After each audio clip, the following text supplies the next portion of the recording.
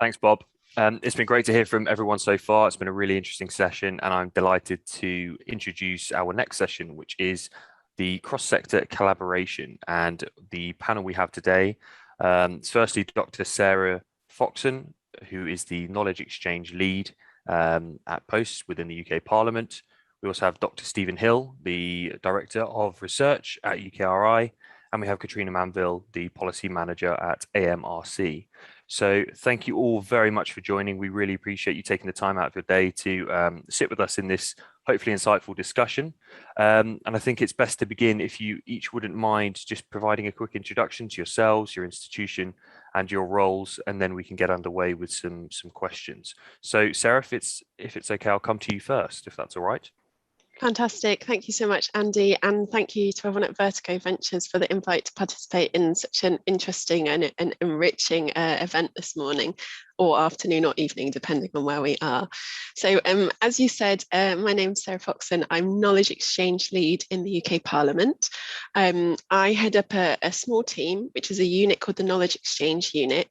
And we're the team within Parliament that's really working to strengthen the exchange of information and expertise between Parliament and the research community. So as we all know, the role of parliaments is to hold the government to account, to scrutinise the government, the executive, to make sure that government is acting in the best interests of the electorate, of citizens. And so our team works to make sure that research evidence can feed into Parliament to support parliamentary processes, to support Parliament in its roles of scrutiny, legislation and debate. We do that in all sorts of ways. We provide opportunities for researchers to feed their research insights and evidence in. We train researchers in how to engage with Parliament and how to engage with policy. And we've got lots of resources to support that. And we're really there to support and make and facilitate connections between Parliament and the research sector.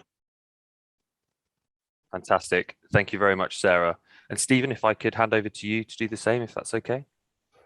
Yes, good morning, everyone, and thank you for the opportunity to join in with this event today, which has been really interesting and informative and inspiring. So I'm Director of Research at Research England, which is part of UK Research Innovation. UK Research Innovation is the largest public funder of research in the UK. And within Research England, we focus activities on funding higher education institutions in England, and in particular, supporting the underpinning infrastructure and human resources that underpin an effective research system. So we're very much focused on providing funding to universities to allow them to support the research that they do and to drive forward and deliver on their own strategic priorities. At the heart of a lot of our funding streams is the notion of collaboration and partnership. And so I think it's great to be on this panel thinking about how we can get different sectors working together to address challenges like the Sustainable Development Goals. But just to give you some examples of how we seek to support, incentivize and reward partnerships through our funding, we have funding streams that complement and support research funding from other sectors. So specifically funding from research charities, which I'm sure you'll hear more about in a moment from Catriona, and from businesses. And so we use our funding to help universities to leverage that funding from other sources. We have a partnership capital funding program called the UK Research Partnership Investment Fund, where we provide capital funding, but on the condition that it's matched either by business or charities or philanthropy, again, to foster those partnership working where the university researchers are working alongside and tackling the questions that are raised by charities or business. We support the university museum sector in England, which is very important in providing conduits between universities and their wider communities. And we've also recently been supporting the linkages between researchers and policymakers through a fund specifically aimed at fostering that partnership working, and also through a specific project led by UCL, but University College London, with a number of other partners across the UK, looking to enhance policy engagement with research. So through our research funding activities, we're very strongly supportive of collaboration and partnership. But the second area, a major area of activity for us, is working with the other funding bodies in the other parts of the UK, Scotland, Wales and Northern Ireland, to deliver the UK's national research evaluation process, the Research Excellence Framework. And our aim in that is to provide a rounded assessment of research quality in universities in the UK. And very much at the heart of that is including societal impact and the delivery of impact from research as an important part of that appraisal of research quality. And for us, high quality research is not only about its academic or its scholarly impact, but is also about the impact it has in wider society. And as part of that exercise, we have accumulated case studies from universities across the UK, which demonstrate the breadth and depth of their contributions to wider society, including, of course, the Sustainable Development Goals. So I think our mission within Research England is very much aligned to the topics of this conference, and it's great to be here and to have the opportunity to talk to you all today. Thank you. Fantastic. Thanks very much, Stephen. And Catriona, if you wouldn't mind just providing us with an introduction to yourself and your institution. Good morning, everyone, and thank you for having me. It's been really interesting hearing some of the conversation in the last session, and I think this will pick up on it as well. So my name is Catriona Manville, and I'm the Head of Policy at the Association for Medical Research Charities. We're a membership organisation of research charities in the UK, so household names you would have heard of, like British Heart Foundation or Cancer Research UK, Welcome, but then also focusing on some of those rare diseases and niche areas where the research charity might be, only a couple of people. And we fund research in universities predominantly, but also in hospitals. The funding that AMRC members provide is about 1.7 billion a year, which is about half of all public funding in medical research. And to link into Stephen's point, we really think that the diversity of funders in the UK makes the environment quite unique for being able to tackle some of these big cross-cutting issues, and that the diversity of funders is important for achieving the impact that we see. So one of the things that we think is the sort of vital role that charities provide is about being a link to the public and to the science, as public individuals are choosing where to donate their money and what sort of things they want to prioritise. And charities are really involved in sort of all stages of the research, and I think that that's where the collaboration is key to ensure that there's patient voice in there, and the diversity of stakeholders. So just thinking through the general pathway, I think, there's bits about how you define what the research questions are and the strategies.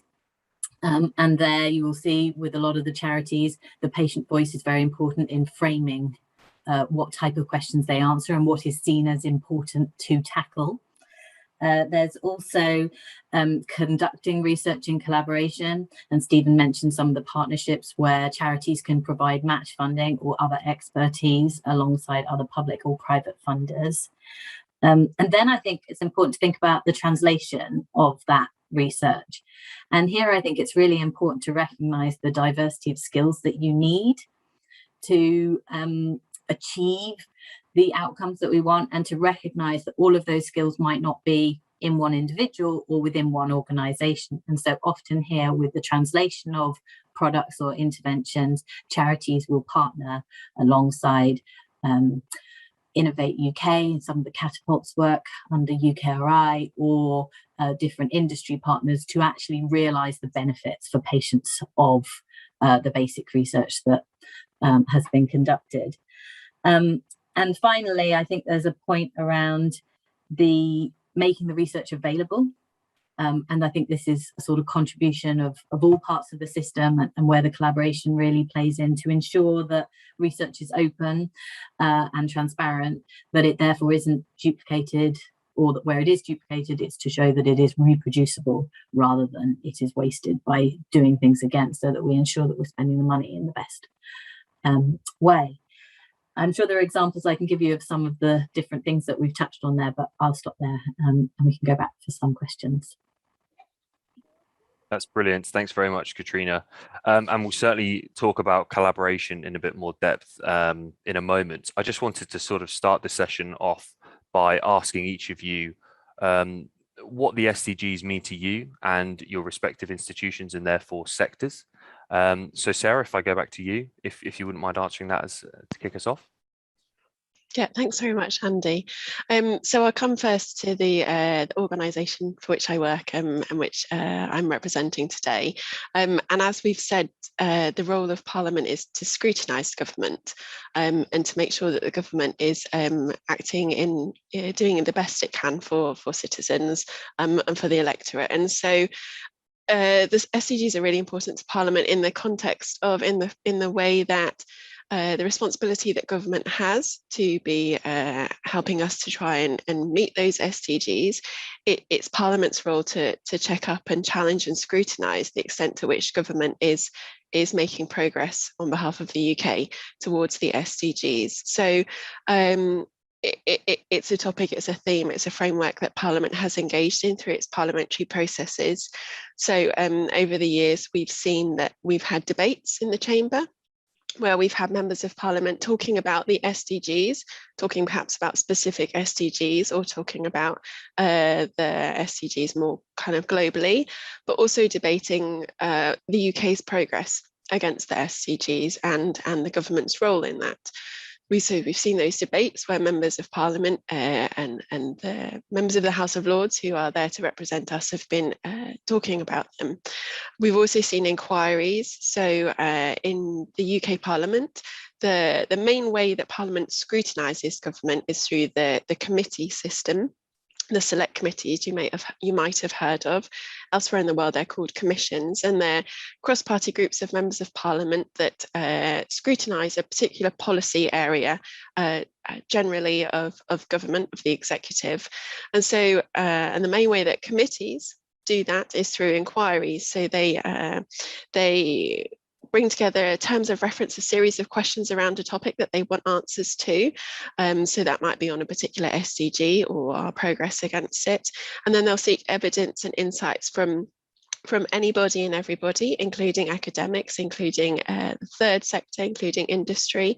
They'll seek those insights and information, and they will then respond and write a report to the government, making recommendations on how the government could perhaps adapt its way of working or conduct some new action. So we've seen committees conducting inquiries around the SDGs and around our progress against them, and holding committee sessions. So having evidence hearings where they're bringing in experts to talk about the SDGs. So there are particular parts of Parliament where the SDGs sort of form more naturally. So that might be the International Development Committee, for example. Or the Foreign Affairs Committee, and then there will be members of Parliament with particular interest who will be particularly interested in specific sustainable development goals, and there they might engage through all-party parliamentary groups, which are informal cross-party groups which tend to be around a particular subject area, and there they will be wanting to find out more, raise awareness about a particular topic. That might be poverty, that might be health inequalities, that might be education. So really, obviously, we know all of the SDGs are hugely policy relevant, and so Parliament is engaging with those topics frequently and readily in different ways. Yeah, I think I'll stop there for now. No, that's brilliant. Thank you very much, Sarah. And I guess I can open the question to you, Stephen. You know, how did the SDGs feature within UKRI, for example? Yes, I'll answer that question, but I want to also make it slightly broader and talk about the university sector in that context. But I think Sure. I think the SDGs are a really useful way of framing our aims as a society. So they certainly will feature very much within the UKRI alongside other priorities about how we direct our research funding and how we shape and frame research programs across the breadth of the UKRI. So I think they're an important framing device, and I think it's really important to have something that is globally agreed, that we're all signed up to as endpoints for some of the investment we put into research, for example. So I think they're really powerful in that regard. I think they're also very clearly very relevant to a lot of the activity of our universities, both research and broader activities of universities, which I think was mentioned by the first speaker today, that we really do need to think of universities at the heart of delivering the Sustainable Development Goals through their educational work, but also through the research that they fund. And I know many universities in the UK will have goals and strategic objectives that are either directly or more peripherally linked to delivering on the SDGs. So I think that they are important from that perspective too. And I think if you look at the evidence we have around the societal impact of UK universities, particularly that comes from the Research Excellence Framework that I mentioned earlier, you can see the vast contribution to the Sustainable Development Goals that's evidenced in the case studies that are produced by universities as part of that assessment. And there was some really nice analysis done by the UK Collaborative Development on Development Research a number of years ago now, building on that case study database that we have, that shows how research can be really transformative in addressing Sustainable Development Goals. But I think one of the things I'd take away from today is that there's still very much more that we could do on that, particularly in the importance of co-creation of research and collaboration with partners globally to deliver against Sustainable Development Goals. And I was really struck by the case study we heard from AMRC University and the depth of co-creation and collaboration that was clearly going on in that Live in Lab program. And I think there's huge amounts that the UK university system could learn from a program like that. And as far as I'm aware, there's nothing on this of the scale and depth going on in the UK in comparison with that, which I think looked absolutely fabulous. So I think, yes, Sustainable Development Goals are important for us, but there's still much more to do in terms of really using them as a framing tool. Fantastic. Thank you very much, Stephen. And Catriona, if you wouldn't mind providing an answer to the same question. No problem. So I would say that the charities that we represent are very focused on sort of healthy lives outcome of that, but it is both for people in the UK, where often the donors are in particular, but also overseas. And you'll see shifts in strategies. For example, the Wellcome Trust are increasingly focusing in a global way. I think there's also a growing theme of research on prevention of diseases, and I think that this fits nicely with a lot of the Sustainable Development Goals.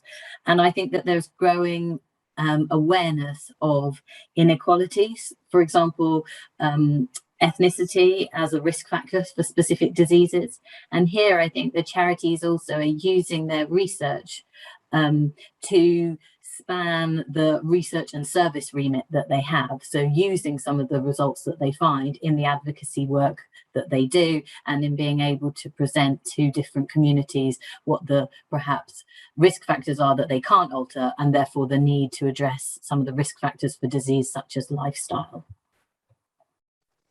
Brilliant. No, that's great. Thank you very much to the three of you. I now wanted to move on to talk more about collaboration. And if I think a good question to start would be, if you wouldn't mind providing me with just sort of your own experience of collaboration within your institution, and some of the methods that you've used to go about collaborating with others, say within or even external to your sector. So Sarah, if I come back to you, if that's okay. Am I going to be going first for all of the questions, Andy? That's fine. Yeah, no, go. Oh, No, I won't let you go first next time. Don't you worry. Okay. Put you on the spot. So collaboration, I think for us, we've really had to kind of ramp up collaboration. We did a survey in 2017 of the academics' barriers to engaging with UK Parliament, and we found that the biggest barrier, over half of respondents, we had, I think, 1,100 respondents, over half of respondents said lack of knowledge and information. I think up there we had the second and third barriers were lack of confidence, a perception of elitism, exclusivism, not feeling welcome. And then we had, things that affect us all, so time and priorities. But I think for us, we just have this concept that political institutions, there's a big barrier between them and us and them and the normal people, and that barrier is impenetrable and that it's not possible to connect across the two. So for us, we've spent the past 4 years really trying to address that misconception and work to break down those misconceptions and barriers, and to create means for collaboration, and not just kind of big formal collaborative projects, but also just everyday interaction and engagement. A phone call between an academic expert and a member of parliamentary staff, or the ability to be able to email each other. So we've had this kind of dual effort to put the mechanisms in place for people to be able to interact. So one thing that we did was we've created a Twitter account to share all engagement possibilities for researchers and those wanting to feed into Parliament.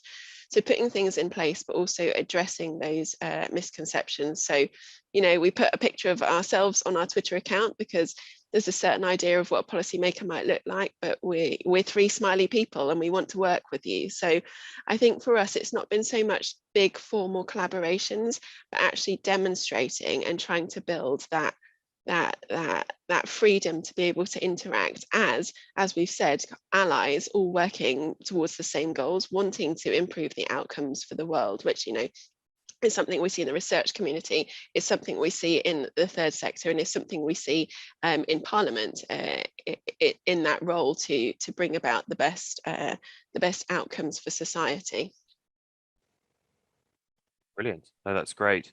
And Catriona, if I come to you again for the same question with regards to collaboration methods and your own experience of it. Yeah, as I said, I think that there are different points in the pathways that charities do it, but the one I want to pick up on here is in setting the research agenda, and through NIHR, the National Institute for Health Research in the UK, there's a series. There's an organisation set up called the James Lind Alliance that runs priority setting partnerships, and what this does is they take people from across the community, from researchers, patients, charities, other funders, to come up with the list of important unanswered questions.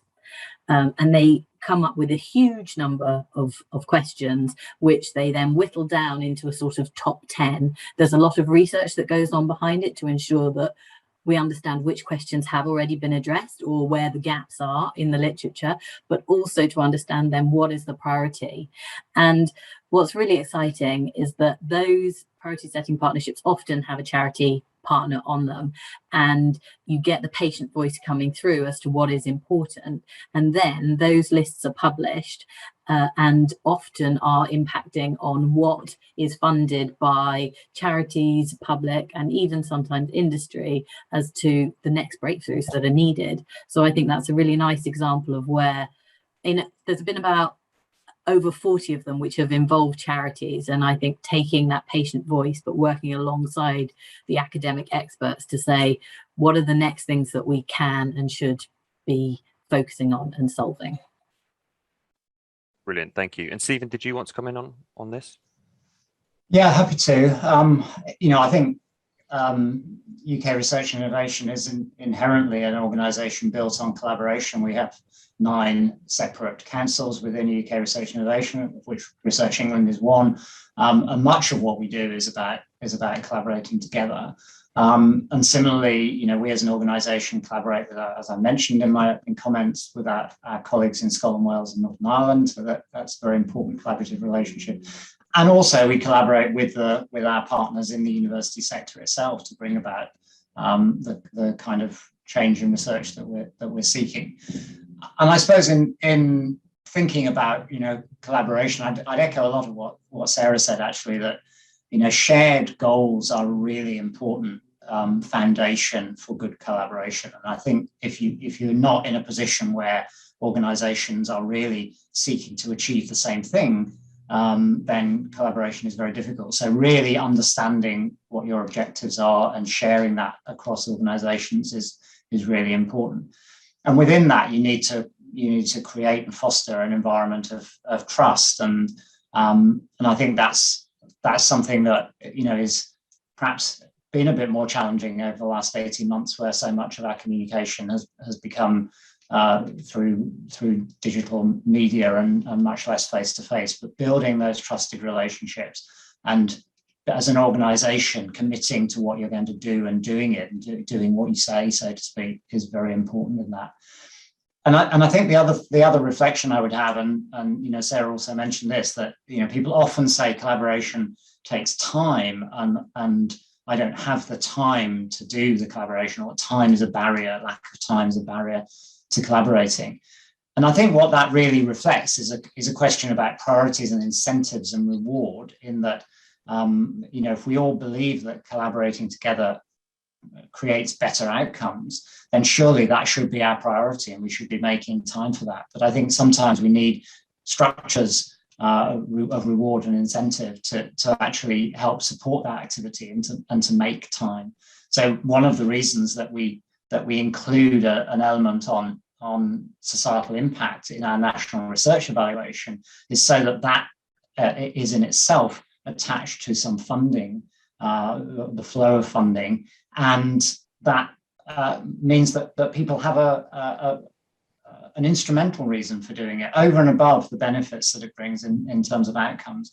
And we think that's very important to sit alongside that kind of the importance of shared goals in delivering collaboration.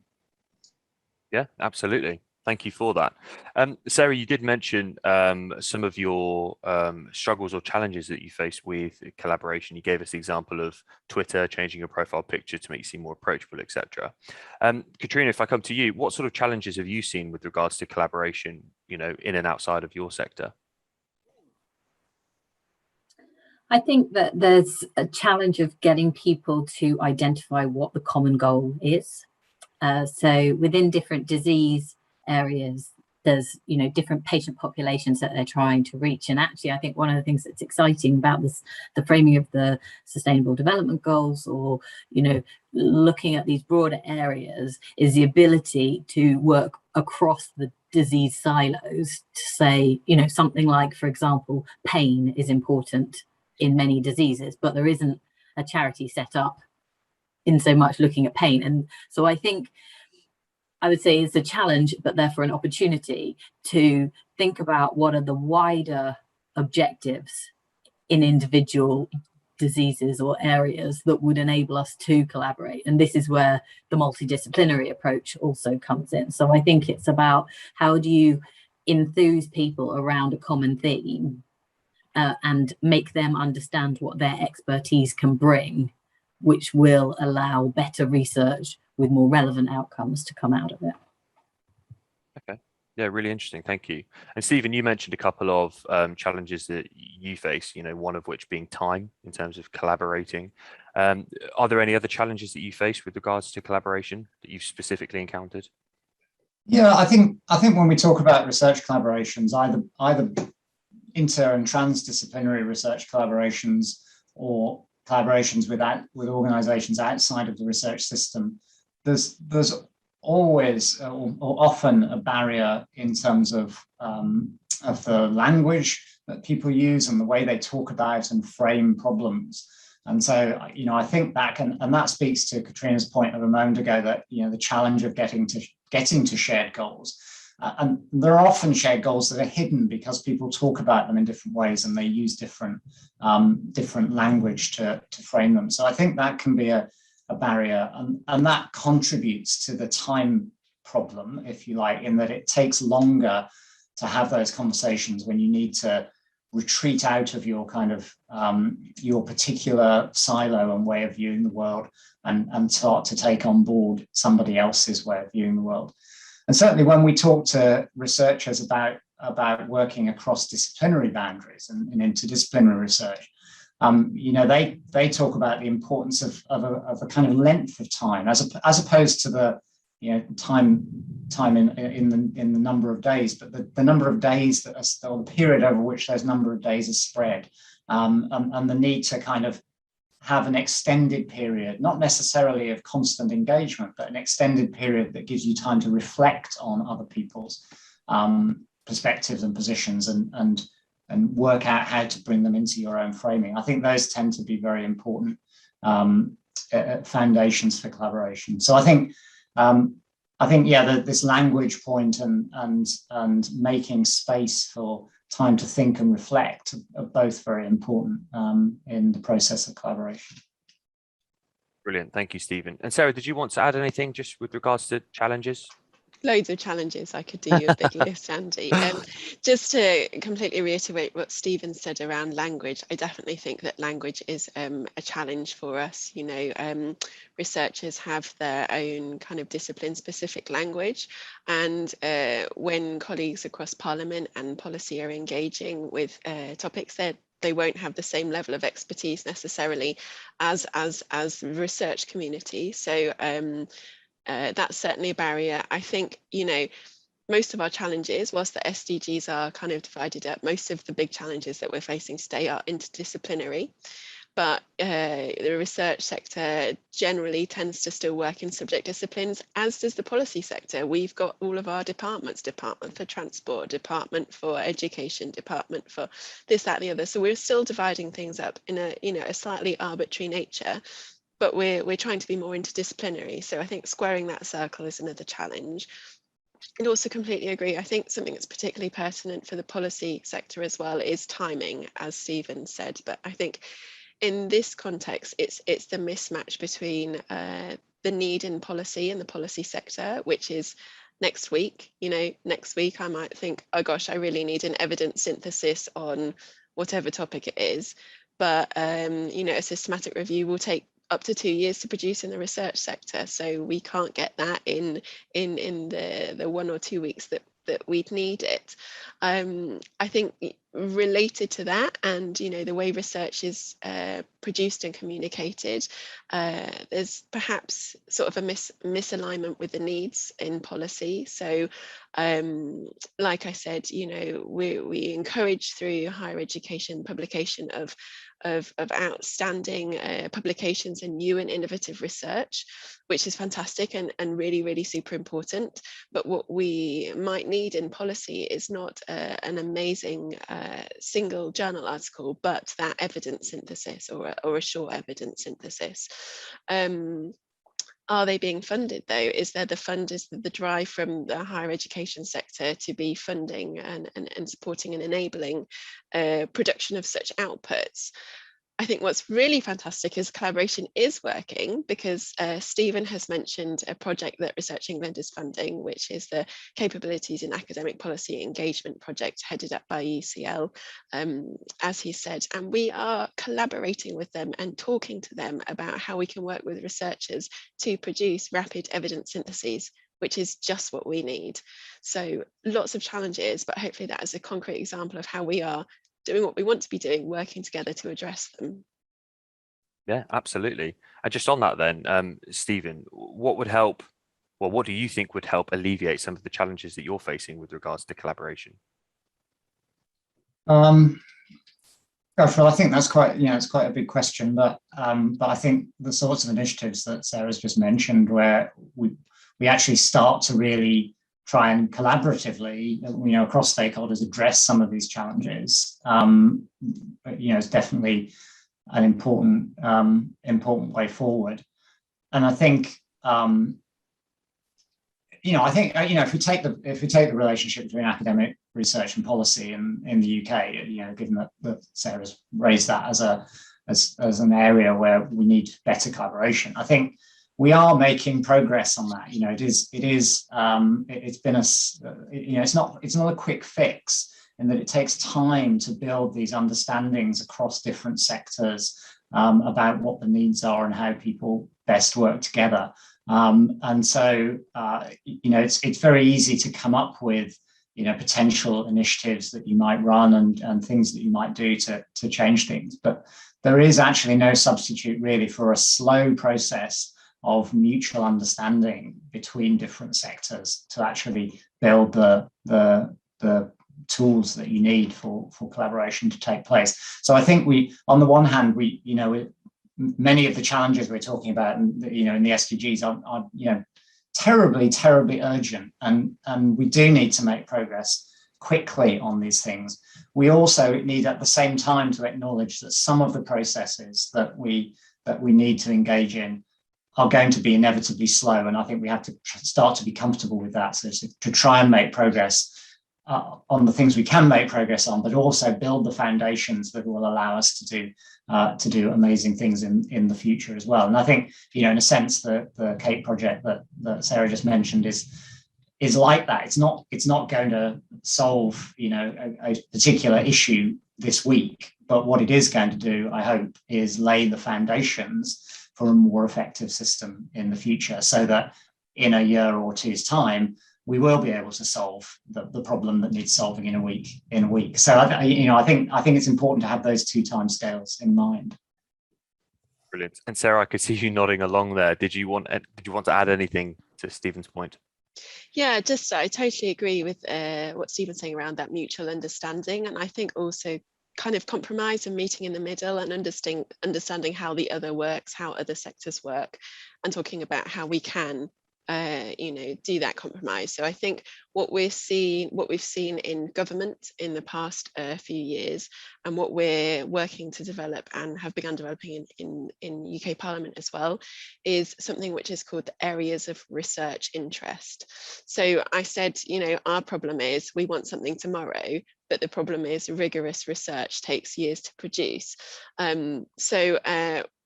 Parliament, a government and Parliament is developing areas of research interest, and this is really a way to develop a statement or a list or a product or a document which lists either a government department's research interests, research needs, or indeed a Parliament at the moment, a select committee's upcoming research interests and needs. So we're not saying we need this tomorrow, but we're saying we think this is going to be important to us. We'd like to know more about this down the line.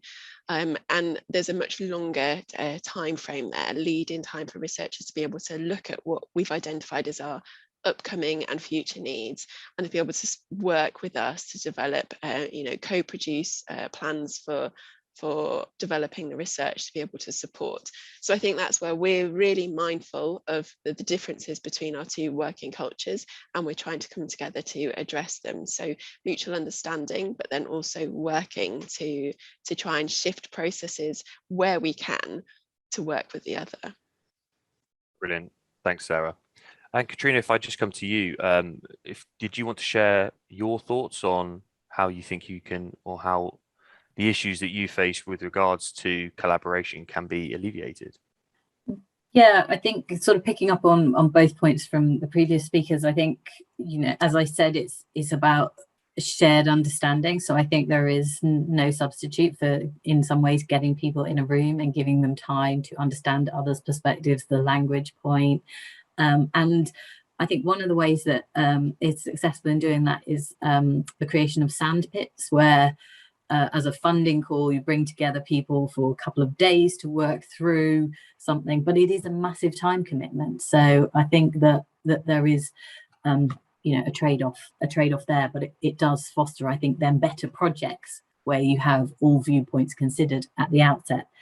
And then I also wanted to pick up on sort of, I think, a responsibility of policy side and the funders to identify what the future needs are in terms of that foresight piece, which I think again should be done in collaboration with the academic community, patients, etc.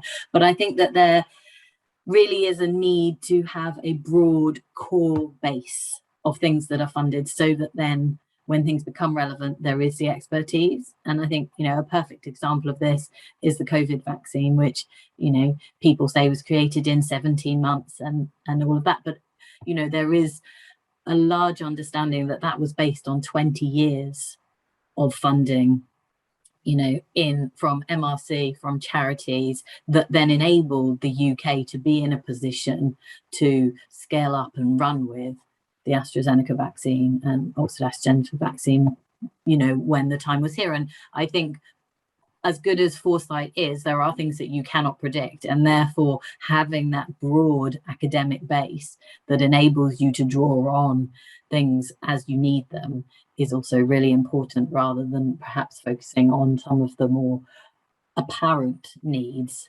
in a short-term way. Brilliant, thank you. That's a very interesting point, actually. I'm aware that we are coming to the end of this session, so I've got a long list of questions that I would love to ask you. But would you mind just providing your closing remarks, I guess, and sort of, you know, your key takeaways that you want our audience here to draw from this session? So, Stephen, if I go to you first, if that's okay. Yeah, I think what I hope people take away from this is that there are some challenges around collaboration, but there are ways of thinking about and addressing them. And I'm going to just leave you with one kind of final comment about the different ways that researchers and people in society who are trying to tackle some of these challenges frame problems. And, you know, researchers are very focused on what's not known, on where the gaps in our understanding are, and that's perfectly logical for them to be the case. But when you actually get out into the world, what you need to know is what we do know and what the options for solutions are. And I think that, you know, crossing that divide is a really important way in which you get effective collaborations for societal change, which is what we need for the Sustainable Development Goals. Brilliant, thanks very much. And Sarah, if you wouldn't mind, just some closing remarks. Yeah, so I just would hope that I've made it clear that policymakers and policymaking and in Parliament and colleagues I know in government, we need researchers. We need people to share their research evidence and insights with us. And I know we've all seen that through, you know, through all the big challenges that we're facing in society today. But just to really reassure and encourage researchers that we need you. I think secondly, don't feel intimidated. You know, in a way, us all being on Zoom has made things leveled the playing field a bit more, because that fancy, impressive policymaker is just half of the computer screen like you are now. So, you know, we're all in the same boat. So don't feel intimidated by engaging with policy and policymakers. If you think it's not for you, it is for you. Also, I think, you know, let's challenge our misconceptions around the challenges of collaboration and other collaborative partners. And let's also not just think about huge collaborations and big and impressive collaborations, but let's also work towards the small interactions, the phone call, the email exchange with someone from a different sector as a collaboration or the beginning. So those would be my closing comments. Fantastic. Thank you very much, Sarah. And Catriona, if you wouldn't mind. Yeah, I think I would just say, I think sessions like this are really exciting to, you know, see people talking about this and know that it is on everybody's agenda. I think the more that we can do that crosses those boundaries, different sectors, different academic interests, will lead to better developments for the populations and the people that we're trying to reach. And I would say, it's about treating all the viewpoints with equal weight. And so if there are ideas that you come up with, or there's things that you think could be relevant or used in other areas because of where your perspective is, I would really encourage you to sort of reach out and talk to people, funders who may be able to make that relevant to their communities of interest. And I think the other thing is, as of today, I'm really hopeful. I think that there are new ideas coming on board and new ways to collaborate, and that we are breaking down some of those silos and those barriers, and that, you know, this is needed to reach those next goals. And I look forward to seeing it happen. Brilliant. Well, thank you so much. I'm afraid we're bang on time. We're out of time, unfortunately, but it's been a super interesting session, certainly from my side. So a huge thank you to the three of you. We really appreciate your time, and I hope the audience has got some key takeaways to take with them back into their own respective sectors. So that's all from us. So Bob, I can hand back over to you.